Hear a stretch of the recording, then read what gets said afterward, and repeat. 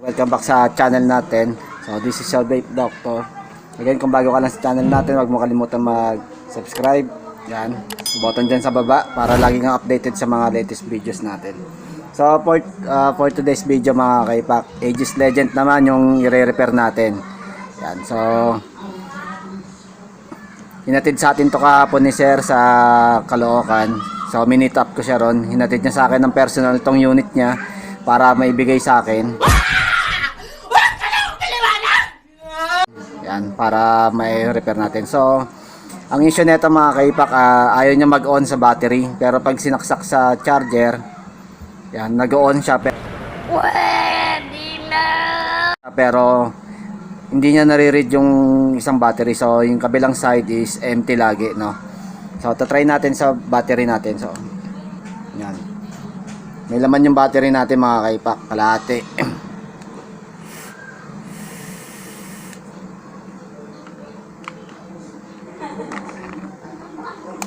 So try natin dito sa battery natin kung mag-on siya, no? So tinesting to sa harap sa akin ni Sir. So sinaksak niya yung kanyang power bank dito sa USB port. So nag-on siya sa USB pero sa battery ayaw. So try natin siyang lagyan ng battery.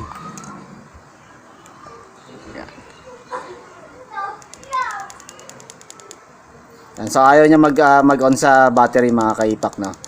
Yan. So subukan nating iangat yung pin niya rito.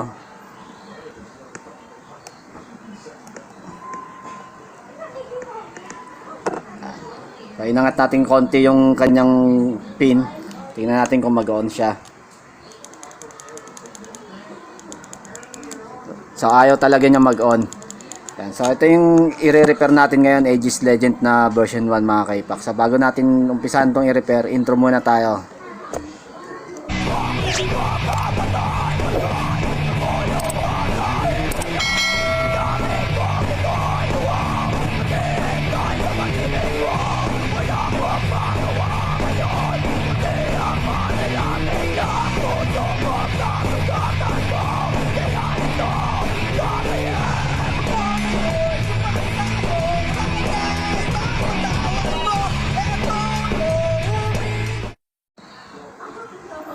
Yan, so welcome ulit sa channel natin mga kaipak. Again, kung bago ka lang sa channel natin, huwag kalimutan mag-subscribe dyan sa button na yan sa baba para lagi kang updated sa mga latest videos natin. So ito na nga, umpisa na natin tong i-repair tong Aegis na Legend na to.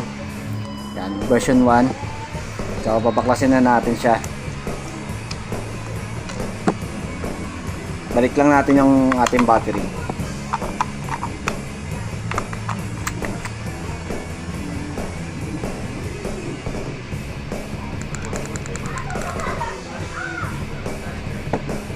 So umpisa na natin itong baklasin mga kaipak, no, para ma-check na natin kung ano yung problema nito, kung bakit ayaw niya mag-on sa battery pero sa USB port may display siyang lumalabas. Pero hindi niya na-read yung kabilang battery, empty lagi. So, wala na rin palang cover tong kanyang ibabaw ng USB, no, mga kaipak. So lalagyan na lang natin ito. Nire-request kasi ni Sir na lagyan na lang ng takip tong ano niya, yung sa USB port niya. So lalagyan na lang natin yan.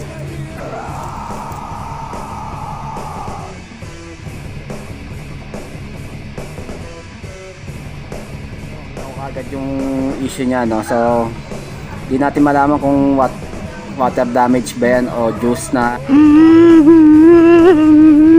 nakapasok sa loob. Pero basa kasi yung dito na itong part na to. Yan. So may leak na juice leak yata to.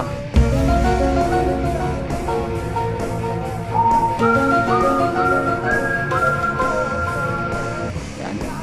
May juice na pumasok. So pipicturean lang natin para may send natin kay Sir yung juice.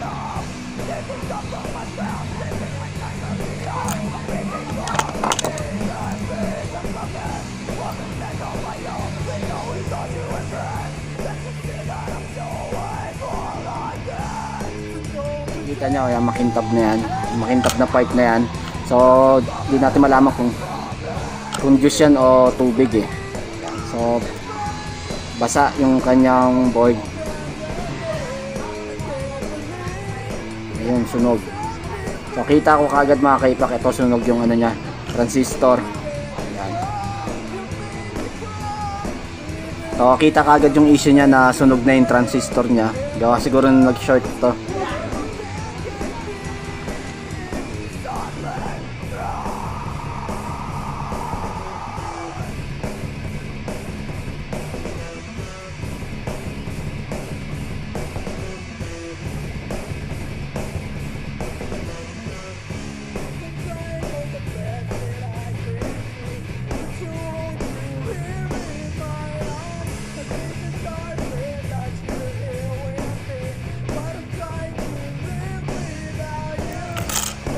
So mga kaipak, nailabas na natin yung kanyang board, no? So papakita ko sa inyo na nag-on siya sa USB, pero sa battery ayaw niya mag-on. Tanggalin lang natin yung charger na itong phone natin.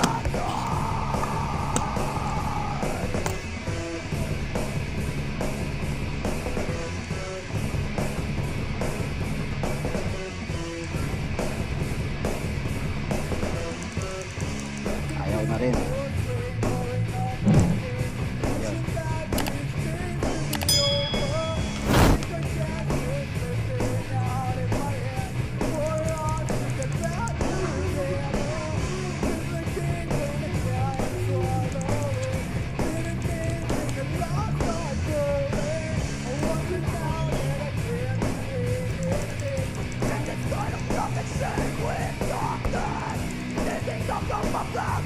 So yan siya mga kaipak, oh. Nag-on siya sa USB, pero yung kabilang side ng battery is empty.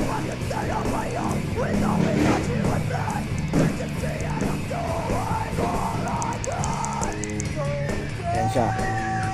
Yan. Kung mapapansin nyo mga kaipak, yan, yung kabilang side ng battery niya is walang reading, no? Kaya namamatay siya. So hindi niya nare-read yung battery, kaya ganito. Ayaw niya mag-on pag sa battery. So ayan, kitang-kita naman natin naglalawa siya ng juice. So puro juice yung board niya, tapos ito sunog na. Itong part na to. Ito, yung kanyang transistor nasunog na. So ito yung papalitan natin. Kitang-kita kagad natin kung ano yung problema, no? Dahil sunog na siya. So ito na yung papalitan natin mga kaipak.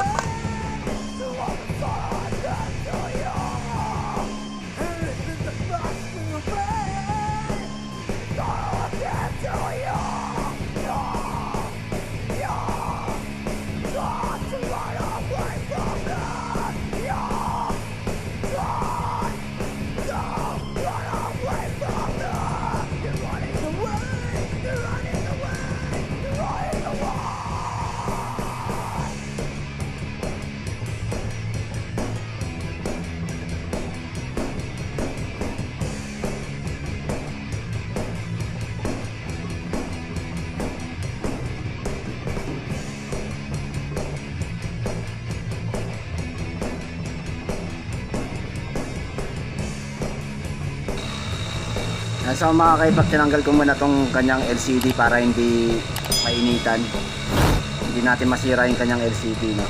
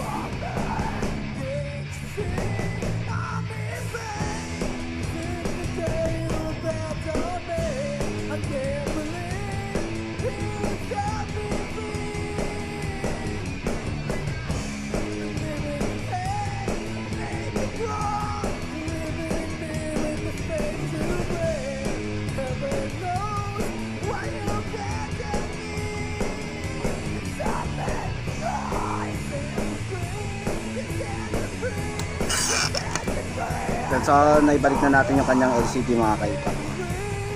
Saran lang natin.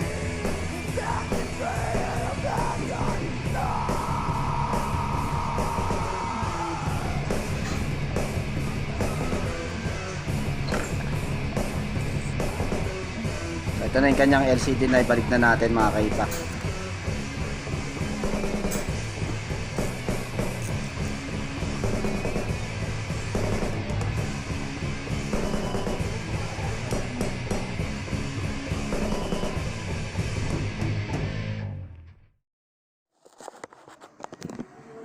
So, subukan ulit natin sa USB port kung may display yung LCD. Ayan.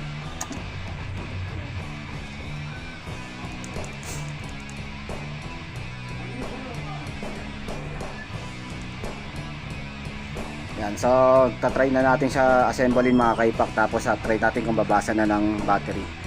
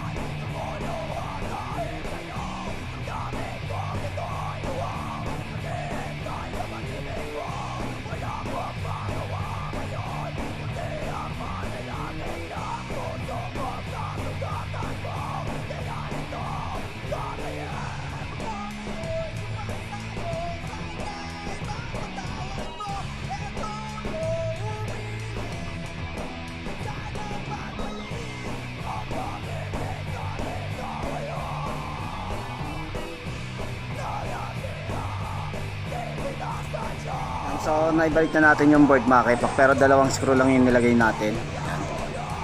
Tapos baba, pati dito sa ibabaw. Ayan. So dalawang screw lang muna nilagay natin. Testing na natin kung mag-on na siya.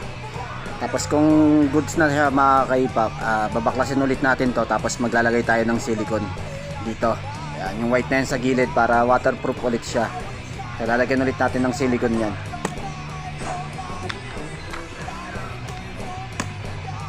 So testing muna natin kung mag-on na siya.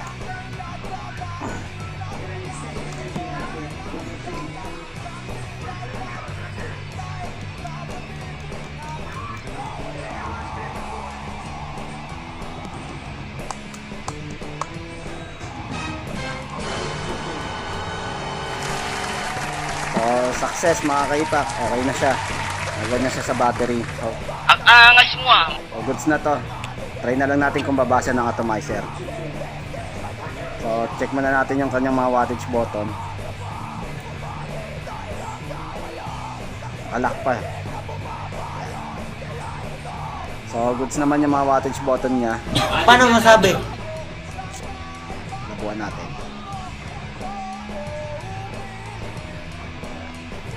Kita nyo ba? So okay na may mga wattage button niya, functional. Off natin yung ilaw. Mas talo pa lang hindi kita.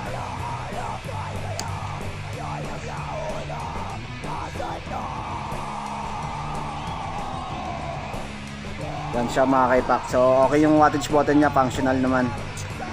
So try natin kung babasa ng atomizer. Check natin kung magbabasa siya ng atomizer, kung magpo-fire na siya. So on ulit natin.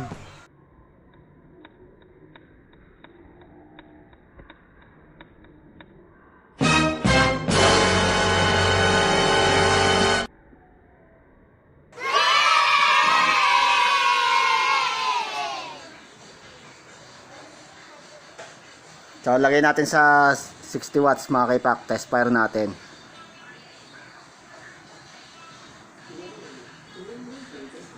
Yan. So 60 watts mga kaipak. Yun lang, no call detected.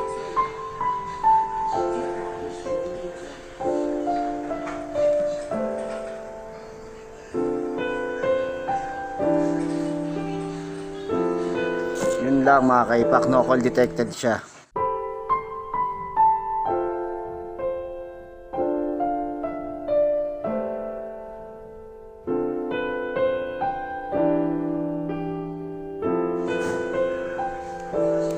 So sa board ng problema na ito mga kaipak. Wala na. Finish na.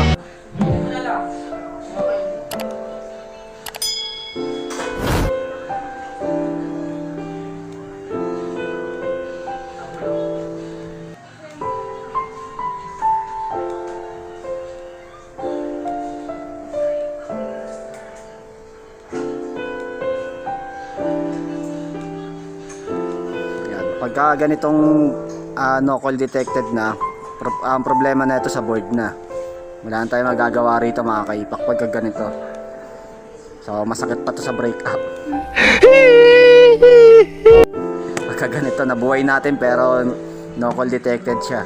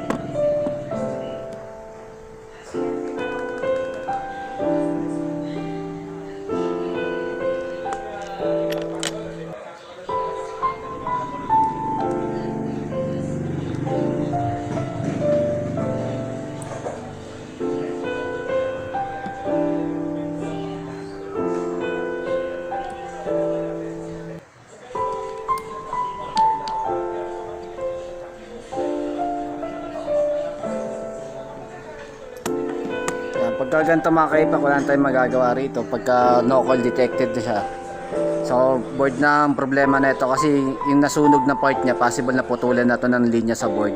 So kahit pinalitan na natin ng pyesa, yun nga, nabuhay nga natin siya, pero yung linya niya papunta sa atomizer putol na. So wala na tayong magagawa rito mga kaipak. Assemble na natin to, tapos babalik na lang din natin sa may-ari. Wala tayong magagawa rito, no call detected na siya.